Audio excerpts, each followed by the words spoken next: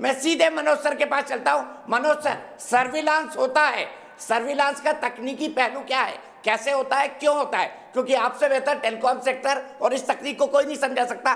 सरकारें क्यों सर्विलांस करती है, किस आधार पर करती है और कैसे कर सकती है? यही गुजरात में करते थे, यही दिल्ली में करते हैं। ये होता है सर्वेलेंस। मेरे ख्याल से खुद तो काम करना आता नहीं, सर्वेलेंस ही करते रहते हैं। देखिए, ऐसा है कि सर्विलेंस के तो कई सारे तरीके हैं।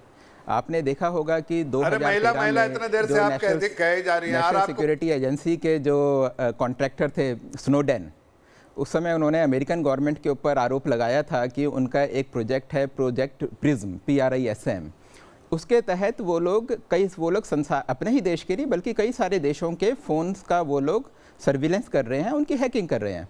उन्होंने कहा कि जितने भी जीमेल हैं या फिर फेसबुक है या फिर, और यहाँ तक कि उसने भी यही आरोप लगाया था कि वो जो फ़ोन है, कि अगर फ़ोन आपके बेडरूम में पड़ा है तो उसके कैमरे के थ्रू वो जान सकते हैं कि आपके बेडरूम के अंदर क्या क्या एक्टिविटी हो रही हैं। और ये बात फैक्ट है, ये बात सबको मालूम है कि अमेरिकन गवर्नमेंट ऐसा करती है, उनका वो था। दूसरा, उसने यूके की गवर्नमेंट के ऊपर उसने ये चार्ज लगाया था। यूके गवर्नमेंट का एक प्रोजेक्ट है टेम्पुरा, हाँ टेम्पुरा उसका नाम है। तो उस टेम्पुरा प्रोजेक्ट के तहत यूके गवर्नमेंट भी वही काम कर रही है यूएस के साथ मिलके। और उसके बाद फिर एमनेस्टी इंटरनेशनल ने ये आरोप लगाया यूके की गवर्नमेंट को कि यूके की गवर्नमेंट जो एमनेस्टी के जो भी एक्टिविस्ट हैं सबकी वो लोग स्पाइंग कर रहे हैं। और उन्होंने थ्रेटन किया था, आपको ध्यान होगा, कि हम लोग यूके की गवर्नमेंट को कोर्ट में लेकर जाएंगे। उन्होंने ये बात कही थी मास स्पाइंग के केस में। तो ऐसा है कि अमेरिका और यूके की जो गवर्नमेंट है, वहाँ के लिए जो अमेरिकन कंपनीज़ हैं खुद ये सारा डेटा और एक्सेस प्रोवाइड करती हैं।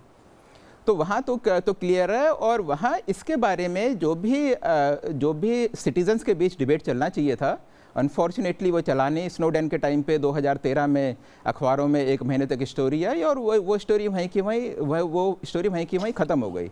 जो ह्यूमन राइट का इशू, प्राइवेसी का इशू था, वो उस लेवल पे चला नहीं वहाँ। और उसके बाद मेरे ख्याल से 2-3 और कंट्रीज़ थे जो कि उस प्रोजेक्ट के उनके पार्ट थे। तो एक तो तरीका स्पाइंग का वो हो गया, जहाँ की एक कंपनियाँ खुद ही उनके साथ इन्वॉल्व हैं और उसकी सोसाइटी ने इसको एक्सेप्ट करा हुआ है कि हाँ भाई ठीक है, सरकार है तो सरकार तो ये करेगी ही। हमारे यहाँ क्या है कि हमारे यहाँ अगर NSO का सॉफ्टवेयर लेकर, पेगासस को लेकर अगर किसी ने हमारे यहाँ स्पाइंग करने की कोशिश करी है, हम इसलिए नहीं कह सकते क्योंकि जो ये एजेंसीज क्लेम कर रही हैं वो भी पोटेंशियल टारगेट शब्द का इस्तेमाल कर रही हैं। उन्होंने आज तक ये नहीं बोला कि इन लोगों ने कि जो ये सॉफ्टवेयर है, ये जो स्पाईवेयर इसको बोले हम, ये स्पाईवेयर जब फ़ोन में जाता है उसके बाद एक्सेस जो कंट्रोल करता है उसके हाथ में पहुंच जाता है। उन्होंने ये नहीं बोला कि फ़ोन हैक हुए हैं, उन्होंने बोला कि ये पोटेंशियल टारगेट हैं। तो इसका तो बस अगर हम टेक्निकल अगर हम बात करें तो ये 2 बेसिक इशू हैं। अच्छा, जफर साहब ने एक चीज़ कही थी कि जो भी हम कर रहे हैं, जो भी हमने करा है, ये नहीं मतलब इसके बारे में नहीं, जनरली सर्विलेंस जो भी करा है वो पूरा का पूरा लीगल जो भी तरीके हैं उसको ध्यान में रखते हुए किया गया है। मेरा ऑब्जेक्शन सिर्फ एक है, वो ये है कि जो हमारा जो इंडियन टेलीग्राफ एक्ट है उसमें सेक्शन 5(2) में इसका प्रोविज़न है। उसके बाद जो इंडियन इंफॉर्मेशन एक्ट है, इंफॉर्मेशन टेक्नोलॉजी एक्ट है, उसमें भी इसका प्रोविज़न है। पूरा का पूरा तरीका बनाया हुआ है कि किस तरीके से आप इसको कर सकते हैं। उसका सिस्टम्स क्या है कि जॉइंट सेक्रेटरी लेवल से आपको वो लेनी है, अप्रूवल चाहिए वगैरह वगैरह। लेकिन आप देखेंगे हर साल कम से कम 3-4 केस ऐसे आते हैं जहाँ की स्टेट गवर्नमेंट्स पे या सेंट्रल गवर्नमेंट के ऊपर चार्ज लगते हैं कि उन्होंने इस सिस्टम का गलत फ़ायदा उठाया है। और जहाँ तक कानून है, कानून का तो कोई पालन ही नहीं करता है। अगर हम इस साल की बात करें, इस साल एक तो राजस्थान की जो सरकार है, राजस्थान सरकार के ऊपर आपको ध्यान होगा कि एक चार्ज लगा था कि जो उनके एग्जिस्टिंग चीफ मिनिस्टर हैं उन्होंने अपने विरोधियों के खिलाफ फ़ोन टैपिंग करी थी। दूसरा, जो महाराष्ट्र में जो बीजेपी के एक फॉर्मर जो चीफ मिनिस्टर हैं, उन्होंने एक पुलिस ऑफिसर की मदद से, कोई फ़ोन टैपिंग ठीक थी या गलत थी, उसका इस्तेमाल करके एग्जिस्टिंग जो शिवसेना की सरकार है उसको उन्होंने एम्बेरस किया था। और ये ऐसा नहीं है, पिछले साल देखेंगे तो 3-4 केस पिछले साल के मिलेंगे।